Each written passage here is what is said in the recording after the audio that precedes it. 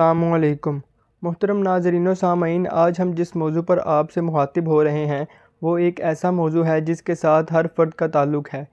ہر فرد ذمہ دار ہے اور آنے والے وقتوں میں ہر کوئی اس کے اثرات کا شکار ہوگا اور ہو بھی رہا ہے۔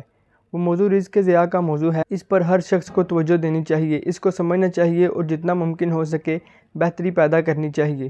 محترم ناظرین و سامعین، خوراک کا حصول انسانی زندگی کا ایک بنیادی تقاضا ہے اور اسی تقاضے کو پورا کرنے کے لیے حضرت انسان ہمہ وقت کوشاں رہتا ہے۔ تلاش رزق میں جہد مسلسل ہی زندگی ہے، لیکن افسوس کے ساتھ کہنا پڑتا ہے کہ اسی رزق جس کے لیے سب کوششیں کی جاتی ہیں اس طرح ضائع کر دیا جاتا ہے کہ کسی کو خیال تک نہیں آتا۔ اگر ہم ذرا غور کریں تو سب حقائق سامنے آ جاتے ہیں۔ ضرورت اس امر کی ہے کہ ہم سمجھیں۔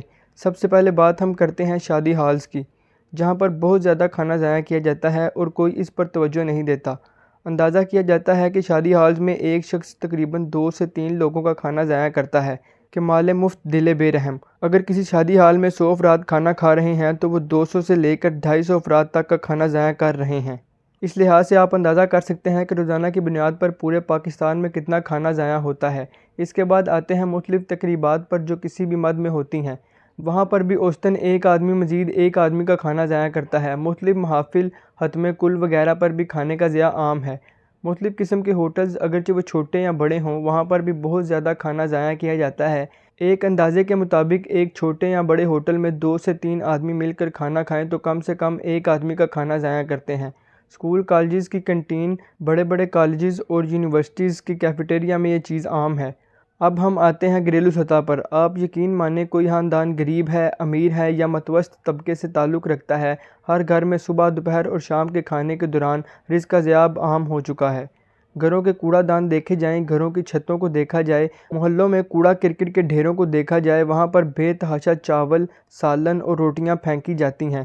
آپ کسی بھی محلے کی ایسی دکان پر چلے جائیں جہاں پر سوکھی روٹیاں بیچی جاتی ہیں تو آپ دیکھ کر حیران رہ جائیں گے کہ سوکھی روٹیوں کے ڈھیروں میں پورے نان اور پوری روٹیاں موجود ہوں گی، نہ کہ چھوٹے چھوٹے ٹکڑے۔ اس کے علاوہ فوڈ سٹالز پر بھی کسی حد تک رزق کو ضائع کیا جاتا ہے، لیکن اس بات کو بھول جایا جاتا ہے کہ رزق کا ضیاع اللہ کی ناراضگی کی بڑی وجہ، پرلے درجے کی بد تہذیبی اور مہنگائی کا اصل سبب ہے۔ محترم ناظرین و سامعین، کون سا مذہب ہے اور کون سا معاشرہ ہے جو رزق کے ضیاع کو اچھا سمجھے؟ خصوصاً دین اسلام تو وہ دین ہے کہ جس میں رزق کے ضیاع کو کبیرہ گناہ سمجھا گیا ہے۔ نبی آخر الزمان صلی اللہ علیہ وآلہ وسلم کی سنت ہے کہ کھانے کے برتن کو کھانا کھانے کے دوران اس طرح صاف کر دیا جائے کہ کھانے کا کوئی ذرہ بھی نہ بچے۔ حدیث میں رزق کے ضیاع کی شدید مذمت کی گئی ہے، لہٰذا عوام الناس سے اپیل کی جاتی ہے کہ اس سیریس ٹاپک پر غور کیا جائے، رزق کے ضیاع کو روکا جائے۔ سرکاری سطح پر بھی رزق کے ضیاع کے معاملے کو دیکھ کر قانون بنایا جائے۔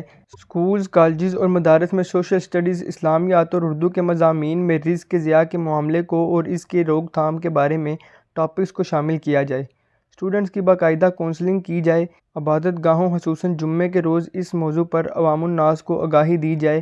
میرج ہالز، ہوٹلز، کینٹینز اور کیفیٹیریاز میں رزق کے ضیاع کو روکنے کے لیے بینرز آویزاں کیے جائیں اور لوگوں کو تلقین کی جائے کہ وہ رزق کو ضائع نہ کریں بلکہ حوصلہ رکھیں۔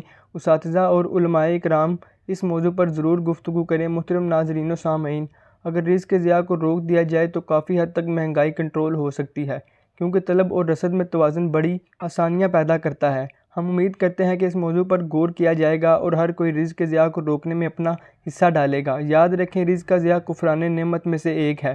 ملیں گے آپ سے اگلی ویڈیو میں مزید اس طرح کے پیغامات کے ساتھ۔ السلام علیکم۔